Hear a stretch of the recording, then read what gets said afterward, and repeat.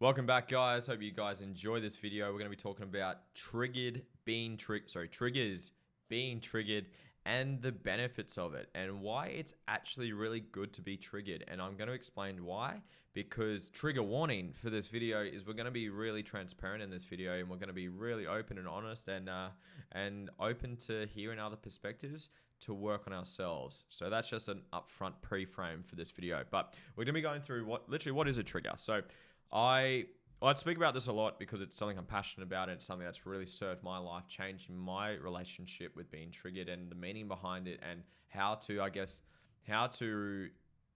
respond when triggers show up. So what is a trigger? So what do I mean when you get triggered? It's when you have high levels of emotion that are brought up from a stimulus, external, that is coming from an old memory or an old experience. For example, say you're in a relationship and your partner really raises their tone or something like that, or they're really masculine or really feminine or really dominant at you, and you as a kid growing up, or you in your childhood or in life anytime, you were really it was really painful having that done to you, so it triggers you and brings up shit from the past. So you can apply that to anything. Like say you were doing public speaking at school and you're really embarrassed, or you're really ridiculed, and you were humiliated and you were bullied for doing it. And then when, like, say something happens and you have to speak in front of a crowd, or you have to speak in front of a couple people,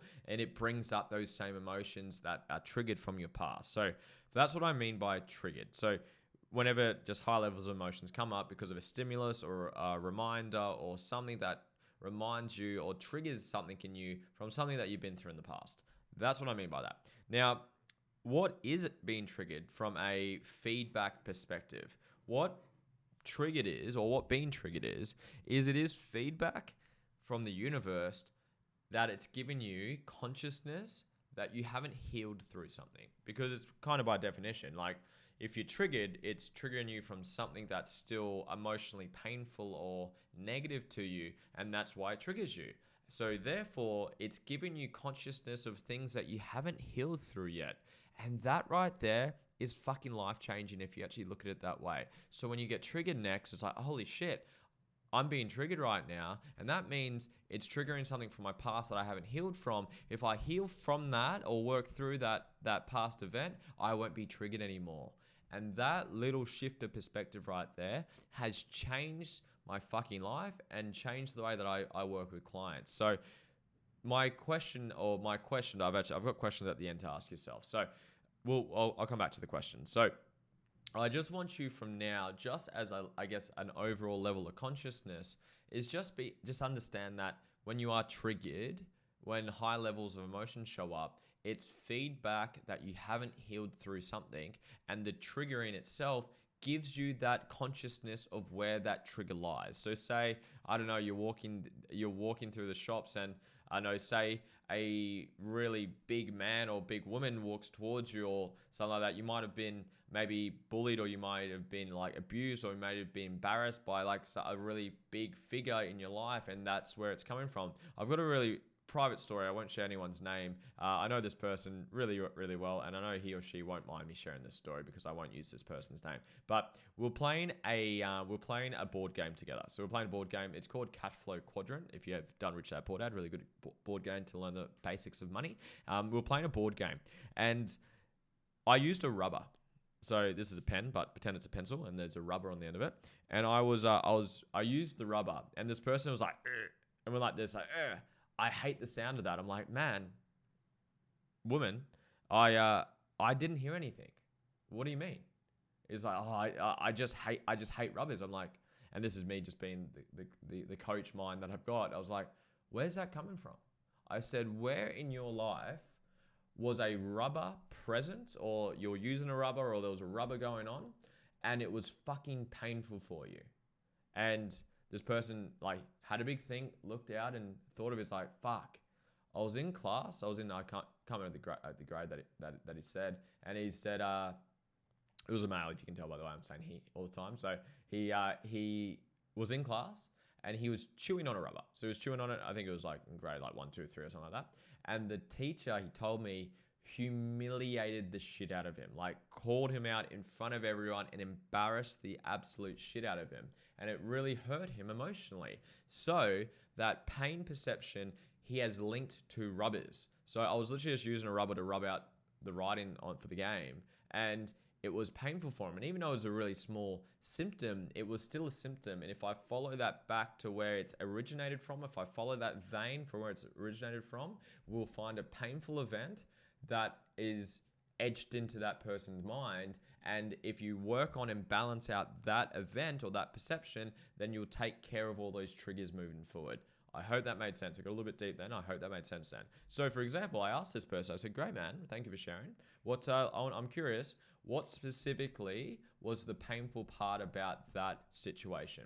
And the answer that we got to was he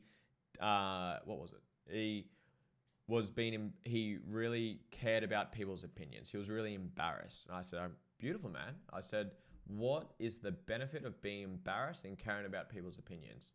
And we got to the answer. I'm going to summarize this because it was a big conversation, but to summarize it, it was, man, I'm really conscious of my communication. And this person, he's an incredible human being. He is an incredible communicator, incredible coach, incredible person that really helps people. And I said, man, has that fucking served you to this day? Are you proud of your level of communication? Are you proud of the way that you can communicate, you can connect, you can make people feel safe to open up in the way that you can coach and change people's lives? He's like, man, it's one of my favorite traits about myself. I said, and guess what? And he actually mentioned the name of the teacher. I can't remember the name of the teacher, it was Fernandez or something like that. And he said, and I told him, I said, man, guess what? If it wasn't for Mr. Fernandez embarrassing you like that with that rubber and humiliating, you wouldn't be the communicator you are today. I think you need to share some gratitude to Mr. Fernandez. And you could just see the light bulbs going off and the connections going off, because when you can find the blessings in that moment and the lessons of how that served you, then you remove that trigger. And that's just an example of what I'm sharing about. And I can use tons of examples from myself and from other ones. That's just a really relevant one that I thought of. But what being triggered is, it's feedback that there's something you haven't healed from. So when you are triggered, try to be conscious of it. It's obviously easier said than done when you're fucking emotional, you're angry, you're frustrated, you're pissed off, you're anxious, you're stressed. Easier said than done, right? But when you can maybe come back to neutral, maybe debrief what just happened, like, fuck, why did I get so triggered just then? Why did I get so angry? Why did I get so frustrated? Why did I get so emotional just then? And think about it. Okay, where does that coming from? Okay, I got really frustrated because of the way that my partner acted, or my partner did this. And it's like, okay, well, why does that trigger you so much? Maybe it's like, I don't know, like it could be something like cleaning. Like say that you get home and the house isn't clean and it really pisses you off and it frustrates you and it irritates you more than normal, like really hard. It's like, okay, well, where in your life when the house wasn't clean or something wasn't clean, why was that painful for you? Did you get abused for not cleaning up your room when you were a kid? I'm making this up on the spot, by the way. I haven't got references to this stuff. But that's the mindset that I would love for you to create, is when you do get triggered, the best that you can, or when you can regulate your emotions and come back to neutral and debrief that situation, is ask yourself, why am I triggered right now? Why is this bringing up so much emotion for me? Or why did that bring up so much emotion for me? Where's that stemming from? And if you find that original event or where it came from, and you balance out that particular event by finding the positives and how it served you to this day, it will remove the charge that you have from that original event, and therefore you won't be triggered anymore. And that is fucking magic if you actually apply what I just said. So the next point that I've got is where you will be triggered the most, and therefore you will be given the most amount of signs of where you can heal from, or that you want to heal from, is in a relationship, in an intimate relationship. Why? Because that is the person, or multiple people if you're in a different structured relationship, where they are going to see the most authentic, vulnerable, real version of you. And by definition of that, by being real, authentic, and honest, that's where you're vulnerable. That's where you have your battle scars. That's where you lift up your shirt and say, here are my soft spots, and this is what they look like, and this is what they are. So they're going to naturally trigger you, because they're going to question you. They're going to say things. They're going to remind you. depending, I guess, on your relationship, you're probably going to spend the most amount of time with that person outside of work and whatever it is that you do. But by whoever gets to know you the deepest, whether you might not be in a relationship, it might just be your closest friend that you've got that challenges you, but whoever gets to know you the deepest, most intimately, which I guess for 99% of people will be in the construct of a relationship, the more you're going to be triggered. But from what we just discussed earlier, those triggers are actually feedback that you have areas to heal through and heal from. And it gives you that level of awareness of where exactly it is that you have to heal from. It's like if they trigger you, if they say something like maybe your partner goes out for dinner with her girlfriends or something like that, and you're really anxious or you're really stressed and you're freaking out and it's making you highly emotional. It's like, well, why are you doing that? Have you got past references of a partner going out and cheating on you, and then that's all you're thinking about? So go back. When you were cheated on, what were the benefits of getting cheated on? Did it show you signs of what to look for in a partner? Did it show you not to tolerate shit? Did it show you how to set boundaries for yourself and for your relationship? There's benefits to getting cheated on. There's benefits to everything. Again, I've got a video called How to Control Your Perspective on the World on YouTube. It's number 82 on the podcast. Go listen to that if you're having challenges believing what it is that I'm saying right now.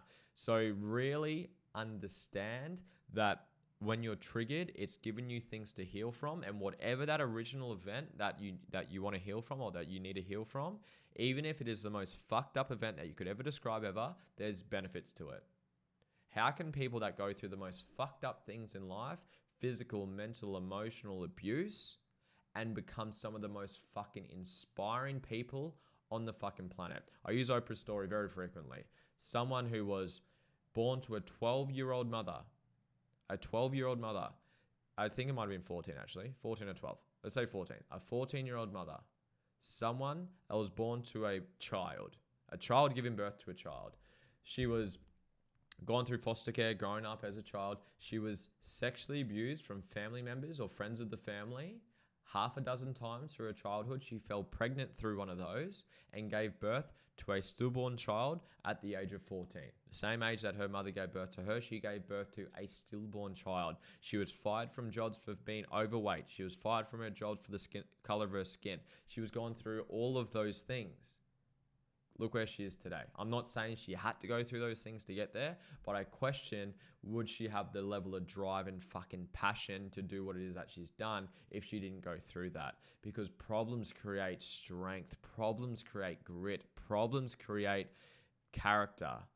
And all of those problems or triggers or things that are triggering you can serve you and do serve you, but if you're not conscious of it, it will continue to trigger you. And that's how I'm going to leave it on this. It's not a huge podcast today, not a huge video today. I hope this helped, guys. Oh, actually, I've skipped over the last point. I'm going to hold that back, my outro.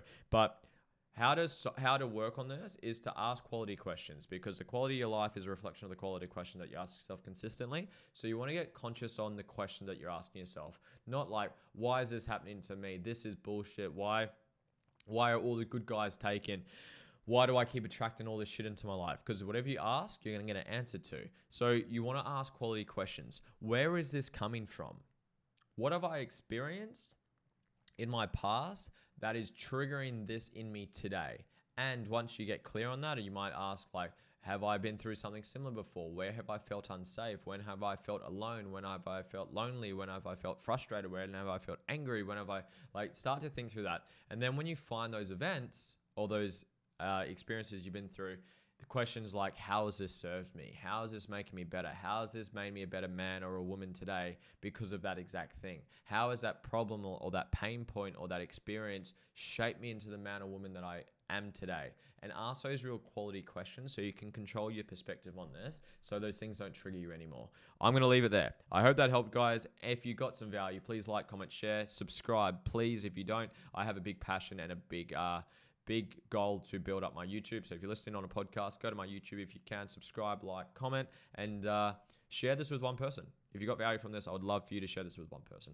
I hope you're well, guys. Thank you for tuning in. See you on the next video.